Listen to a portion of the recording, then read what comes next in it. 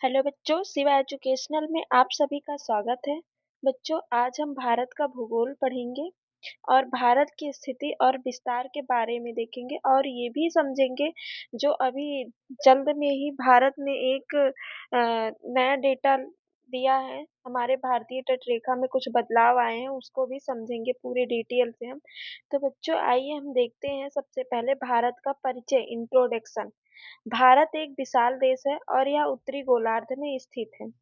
भारत हम हमारे देश के नाम देखेंगे तो हमारे देश के कई सारे नाम थे, उनको भी समझेंगे कि ये नाम कैसे पड़े। तो सबसे पहले हम देखेंगे भारत नाम कैसे पड़ा। राजा दुष्यंत और रानी शकुंतला के पुत्र भरत के नाम पर भारत पड़ा था और इंडिया शब्द यूनानियों के द्वारा दिया गया था।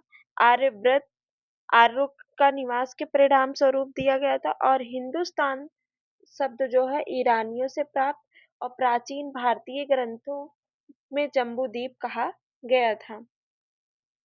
बच्चों, हमारा भारत उत्तरी पूर्वी गोलार्ध में स्थित है।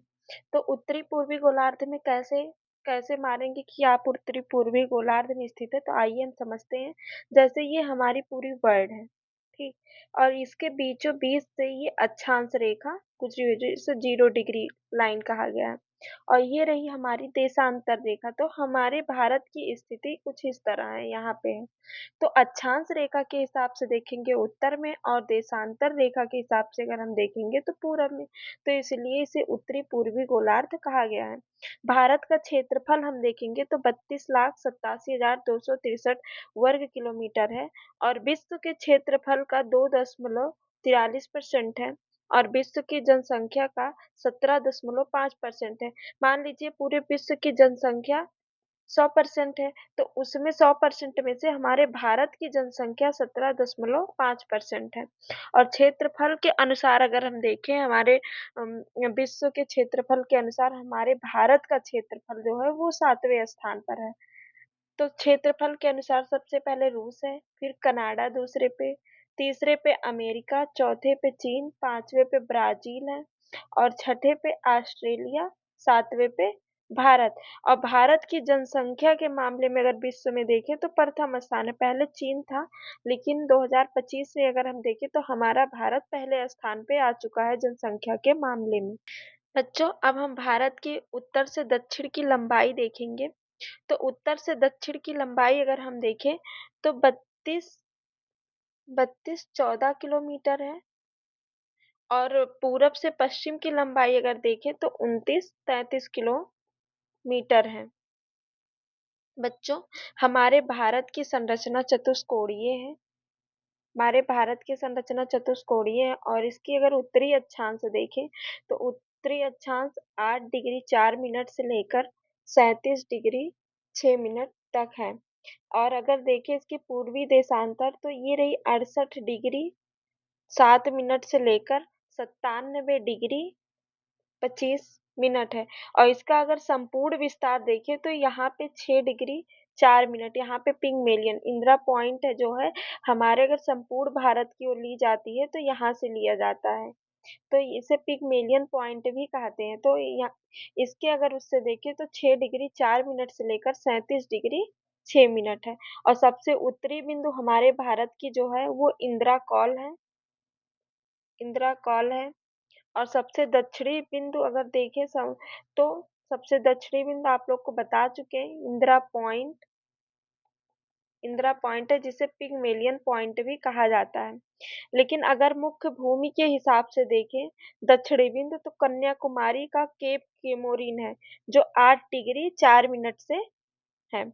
और अगर देखें सबसे पूर्वी अगर देखें तो किविथु, यहाँ पे किविथु है। और पश्चिमी बिंदु जो है वो गुहार मोती है। भारत की स्थल सीमा रेखा लगभग 15,200 किलोमीटर है। पूरे भारत की अगर यहाँ से इसकी स्थल सीमा की लंबाई देखें पूरी जो है तो वो 15,200 किलोमीटर है।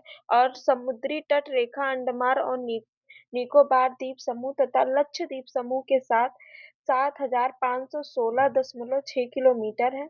भारत की तट रेखा अब आधिकारिक तौर पर 11,098.8 किलोमीटर है, जो पहले 7,516 किलोमीटर से 8 48% अधिक है। बच्चों, हमारे भारत की जो मानक समय रेखा है वो 82.5 डिग्री निर्धारित किया गया है पूर्वी देशांतर। तो हम देखेंगे बच्चों, यह रेखा उत्तर प्रदेश के मिर्जापुर से होकर गुजरती है, जो भौगोलिक रूप से भारत के मध्य में स्थित है। मिर्जापुर के नैनी से, प्रयागराज के नैनी से। यह भारत के सभी हिस्सों के लिए एक समान समय सुनिश्चित करती है। भारतीय मानक समय रेखा IST, ग्रीनविच मीन टाइम से GMT भी कहा जाता है, 5.5 घंटा आगे है। तो हम देखेंगे IST जो रेखा है वो हमारे भारत के 5 राज्यों से होकर गुजरता है। मध्य प्रदेश, उड़ीसा, उत्तर प्रदेश नैनी से गुजरती है, फिर छत्तीसगढ़ और आंध्र प्रदेश से। बच्चों, अगर हम इस मानचित्र में देखें तो ये रहा हमारा उत्तर प्रदेश, ये मध्य प्रदेश, ये रहा छत्तीसगढ़, ये रहा हमारा उड़ीसा और ये रहा हमारा आंध्र प्रदेश। बच्चों, आगे हम कर्क रेखा को समझेंगे। कर्क रेखा भारत के 8 राज्यों से होकर गुजरती है। हमारे भारत के बीचों बीच से गुजरती है कर्क रेखा। सबसे पहले हम देखें तो गुजरात, ये रहा गुजरात, राजस्थान, मध्य प्रदेश, छत्तीसगढ़ और झारखंड, पश्चिम बंगाल और त्रिपुरा और मिजोरम से।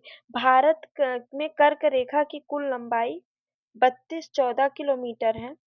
और अगर देखें भारत के किस राज्य से कर्क रेखा की अधिकतम लंबाई है तो वो रही मध्य प्रदेश। और कर्क रेखा को माही नदी 2 बार काटती है। मध्य प्रदेश में माही नदी 2 बार काटती है। कर्क रेखा की सर्वाधिक लंबाई मध्य प्रदेश और न्यूनतम लंबाई राजस्थान है। भारत के केवल 5 भू अवशिष्ट राज्य हैं जो किसी भी अंतरराष्ट्रीय सीमा रेखा और तट रेखा को स्पर्श नहीं करते। तो पहला राज्य अगर देखें हरियाणा, फिर मध्य प्रदेश है, छत्तीसगढ़ है, झारखंड है और तेलंगाना है। 4 केंद्र शासित प्रदेश भी तट रेखा से लगते हैं।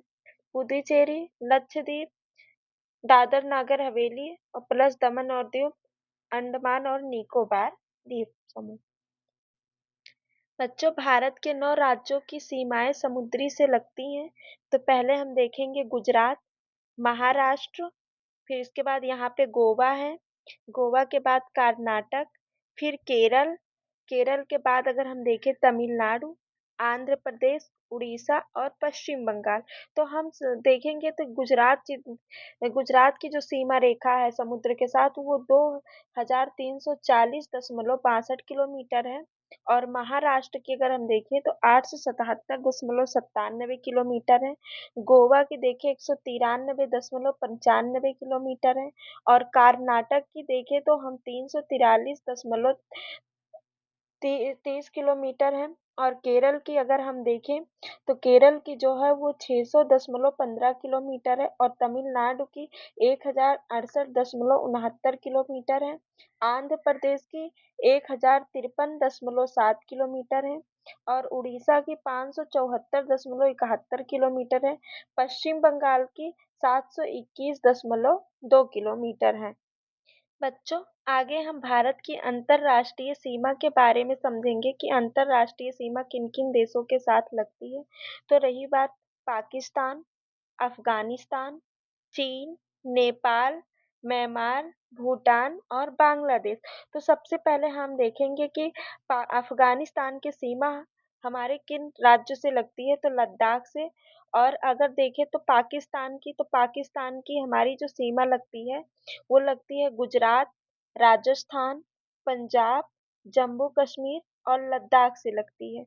और चीन की अगर हम देखें तो चीन की हमारी जो लगती है वो अरुणाचल प्रदेश हुआ, सिक्किम हुआ, सिक्किम के बाद आ गया हमारा हिमाचल प्रदेश, हिमाचल प्रदेश के बाद उत्तराखंड, उत्तराखंड के बाद लद्दाख। और नेपाल की अगर देखें उत्तर प्रदेश, बिहार, बिहार के बाद उत्तराखंड, पश्चिम बंगाल से भी लगती है और सिक्किम से भी लगती है।